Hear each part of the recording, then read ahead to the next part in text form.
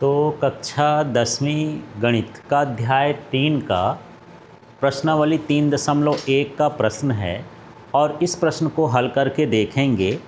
तो ग्राफी विधि से हल करना है, इसलिए आप जो है ग्राफ पेपर रख सकते हैं या कम से कम स्केल वगैरह रखिए या फिर समझिए, समझने के बाद इसको कर सकते हैं। तो चलिए सबसे पहले देखते हैं ये प्रश्नावली 3.1 दो चर वाले रैखिक समीकरण वाले पाठ का ये प्रश्नावली है। इसमें जो पहला प्रश्न है वो क्या कहता है, निम्न समस्याओं में रैखिक समीकरण के युग्म बनाइए और उनके ग्राफी विधि से हल ज्ञात कीजिए। इस तरह का प्रश्न है। तो सबसे पहले ये शब्द समस्या दी हुई है, इसको समझना है। समझने के बाद रैखिक समीकरण का युग्म बनाना है, जोड़ा बनाना है और उसके बाद उसे ग्राफी विधि से हल करके देखना है। तो चलिए यहाँ पर पहला प्रश्न है, इसको देखते हैं। कक्षा 10 के 10 विद्यार्थियों ने एक गणित की पहेली प्रतियोगिता में भाग लिया। यदि लड़कियों की संख्या लड़कों की संख्या से 4 अधिक है तो प्रतियोगिता में भाग लिए लड़कों और लड़कियों की संख्या ज्ञात कीजिए। तो सबसे पहले जो ज्ञात करना होता है उसको हम x और y मान लेते हैं। तो यहाँ हमको दो चीज़ें पता करना है, लड़कों और लड़कियों की संख्या। तो यहाँ पर मान लेते हैं कि माना लड़कों की संख्या x एवं लड़कियों की संख्या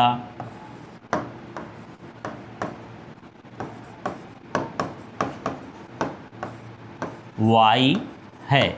इस तरह से हम दोनों चीज़ों को मान लेंगे। अब इसमें दो शर्तें दी रहती हैं। तो पहले प्रतिबंध या पहला शर्त भी बोल सकते हैं।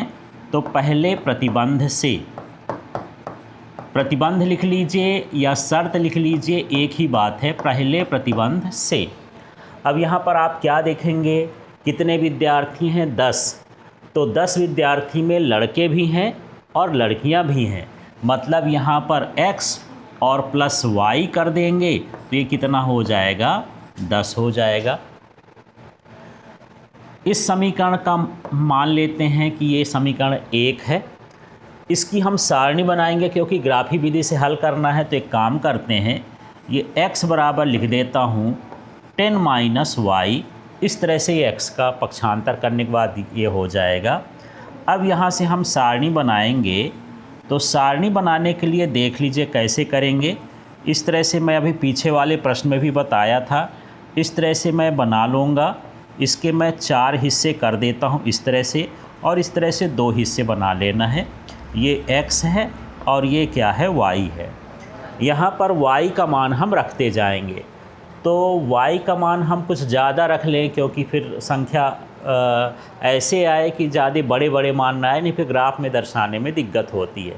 तो हम 5 से चालू कर लेते हैं। तो यदि y का मान मैं 5 रखता हूँ, यहाँ क्या रख दूँ, 5। तो 10 में से 5 घटाओगे तो x का मान कितना हो जाएगा, 5।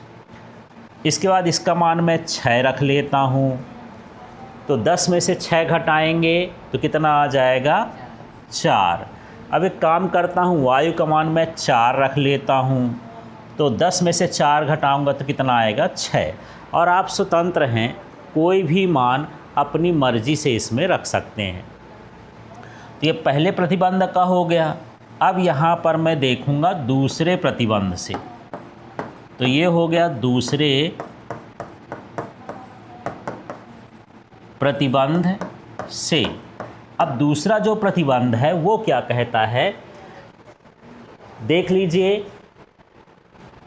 प्रतियोगिता में भाग लेंगे यदि लड़कियों की संख्या लड़कों की संख्या से 4 अधिक है। तो इसमें लड़कियों की संख्या क्या माने हैं, y। तो ये y हो गया। अब ये कहता है y माने लड़कियों की संख्या। तो लड़कियों की संख्या लड़कों की संख्या से, लड़कों की संख्या क्या माने हो, x। इससे 4 अधिक है कि तो ये हो जाएगा +4। इसको मान लेते हैं ये हमारे पास दूसरा समीकरण हो गया। चूँकि इसको ग्राफी विधि से हल करना है इसलिए इसकी पहले सारणी तैयार करेंगे।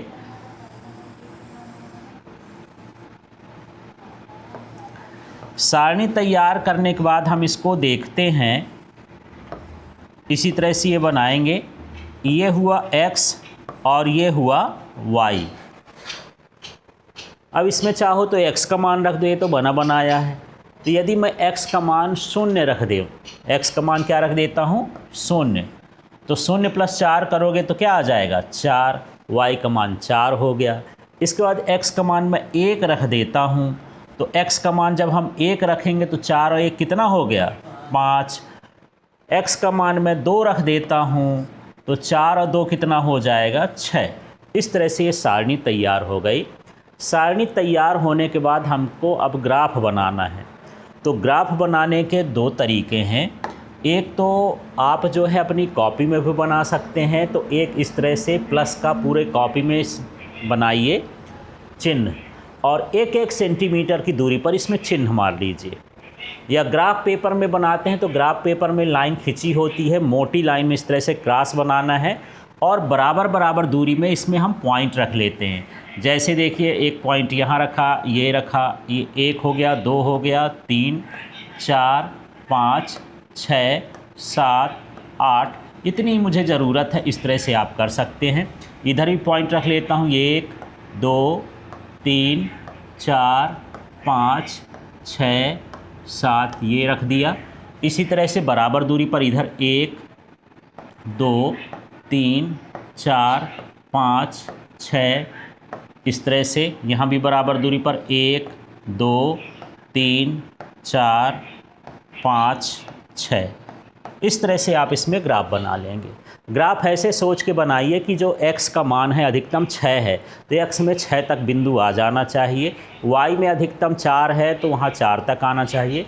मतलब सारणी देख करके आप देखें कि कितने पॉइंट हमको कम से कम रखना है और ये सभी बराबर दूरी पर रहना चाहिए। अब इसमें हम मान रखते हैं तो ये हो जाएगा 1, ये 2, ये 3, ये 4, ये 5, ये 6, ये 7 और ये हो गया 8। इसी तरह से यहाँ पर करेंगे तो यही रहेगा, माइनस में रखेंगे -1, -2, -3, -4, -5, -6। इधर करेंगे तो ये कितना हो जाएगा 1, 2, 3, 4, 5, 6, 7। ये देखिए यहाँ भी कर लेते हैं, 1, -1, -2, -3, -4 और -5, -6।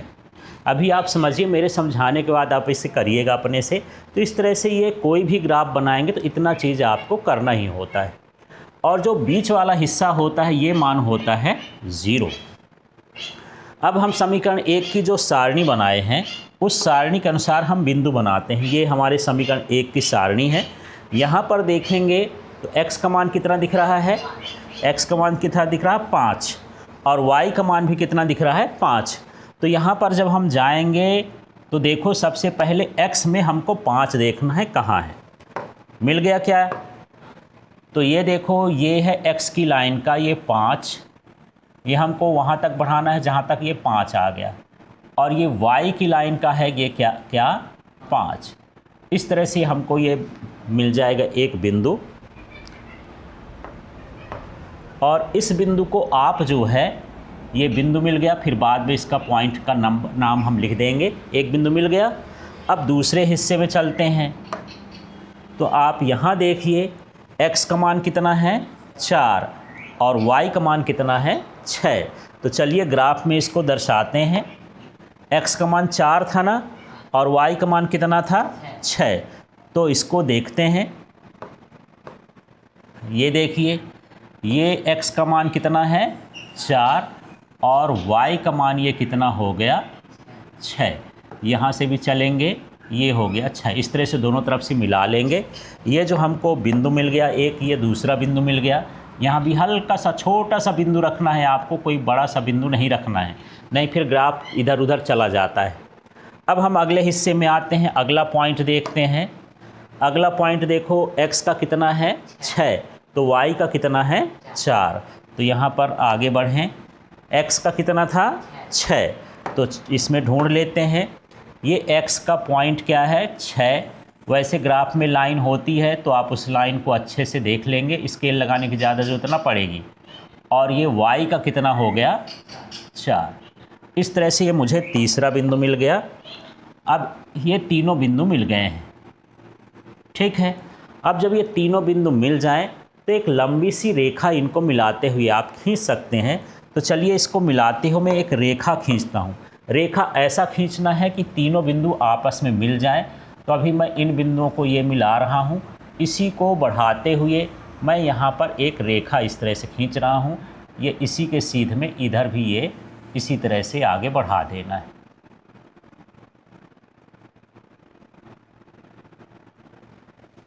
ये रेखा बन गई पहले ग्राफ के लिए। तो इसमें हम कुछ लिख देंगे, ये मैं बना दिया, यहाँ पर बना दिया। अब ये जो बिंदु था ये क्या था, x का कितना है 4 और या y का कितना है 6, तो इसमें लिखेंगे 4 6। इसी तरह से यहाँ पर देखेंगे इस बिंदु में x का कितना है 5 और y का भी कितना है 5, ये हो गया 5 5 और ये 6 है, ये 4 है, ये 6 हो गया 4 हो गया। आपको ये भी देखना है कि यदि ये लाइन में नहीं आते हैं, मतलब आप कुछ बिंदु में प्लस माइनस की गलती कर दिए होंगे तभी नहीं आएगा, नहीं हमेशा एक लाइन ही बनेगी। तो आप इस तरह में फिर रिवाइज करके देखें कि कहाँ गलती हो गई। और ये लिख देंगे ये किसके लिए है, समीकरण 1 के लिए है ये रेखा। अब इसी तरह से हम समीकरण 2 के लिए बनाएंगे। तो समीकरण 2 की सारणी आप देखो, यहाँ पर x का मान कितना है 0 और y का मान कितना है 4। ये वाली सारणी देखना है, x का मान यहाँ 0 है, y का मान 4 है, इसको ग्राफ में दर्शाना है। तो यहाँ पर x का मान तो 0 यही कहलाएगा, ये x का भी 0 है, y का भी, और y का मान कितना था 4। तो एक बिंदु मुझे ये मिल गया। मैं थोड़ा सा इसको डिफरेंट कलर कर देता हूँ, ये हो गया, ठीक है। इसके बाद हम दूसरा इसका देखते हैं, दूसरा जोड़ा। यहाँ पर देखो x का कितना है 1 तो y का कितना है 5। तो मुझे x में 1 ढूंढना है, y में 5 ढूंढना है। तो चलिए इसको हम बढ़ाते हैं इस तरह से, ये हो गया x का 1, ये x का 1 है और y का कितना है 5। यही लाइन इसमें फिर मिल रही है और यहाँ पर जो है हम इसका बिंदु बना देंगे। ये इस तरह से ये दूसरा बिंदु हो गया। तो 2 बिंदु मिल गए, एक बिंदु ये हुआ, एक बिंदु ये हुआ, ठीक है। इसी तरह से हम अगला वाला देखते हैं। यहाँ पर अब कितना है, x का कितना है 2 और y का कितना है 6। तो इसको देख लेते हैं, x का कितना था, x का 2 था और y का कितना था 6। तो ये हुआ x का 2 और y का ये हो गया 6। ये इस तरह से यहाँ पर मिलेगा और यहाँ भी हम एक बिंदु बना देंगे, ये बिंदु बना दिए। अब इसको बिंदु को मिलाते हुए हम रेखा खींच देंगे, ठीक है। तो चलिए हम रेखा खींच देते हैं इस बिंदु को मिलाते हुए। ये मैं इधर से इस तरह से खींचता हूँ,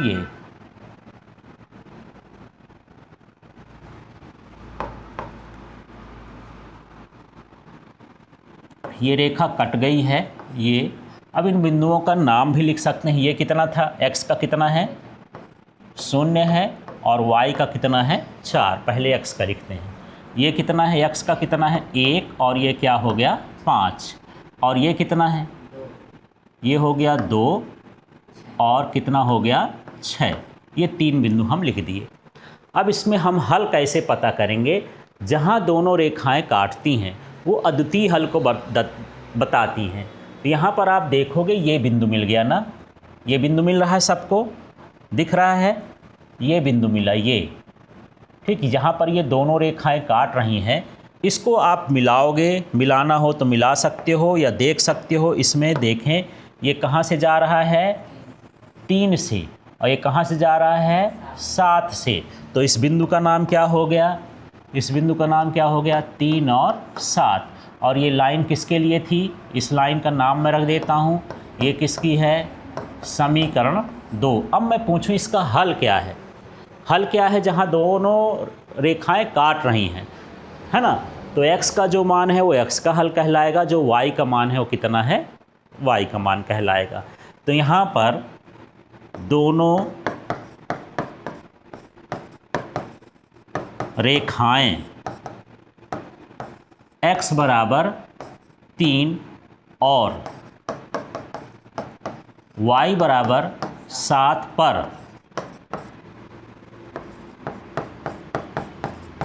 प्रतिच्छेद कर रही हैं। ठीक है, अतः अब हमको यहाँ पर ये तो नहीं पूछा कि x y का मान बताओ, हमसे ये पूछा था कि लड़कों की संख्या कितनी है और लड़कियों की संख्या कितनी है। तो यहाँ पर आप जाएंगे, माने थे कि लड़कों की संख्या x और लड़कियों की संख्या क्या है y, मतलब जो x का मान है वो लड़कों की संख्या है। तो यहाँ पर लिख सकते हो लड़कों की संख्या, लड़कों की संख्या हमने क्या माना था x, और x का मान 3 है, ऐसा लिख दिए। ठीक है, और फिर हम यहाँ क्या लिखेंगे, लड़कियों की संख्या, यहाँ पर हम इसको क्या माने हैं y, और y का मान कितना आ गया है 7 है। इस तरह से हम इसको कर सकते हैं। अब इसकी जांच भी आप कर सकते हो। बोला है कुल विद्यार्थियों की संख्या कितनी थी 10, तो 3 और 7 को जोड़ोगे कितना हो गया 10। फिर बोलता है कि ये जो है लड़कियों की संख्या है वो बोलता था कि लड़कों से 4 अधिक है। ठीक है, तो यहाँ देख लो लड़कों की संख्या 3 है, 3 में 4 अधिक कर दो तो क्या हो जाएगा 7 आ जाएगा। इस तरह से आप जांच भी इसकी कर सकते हैं।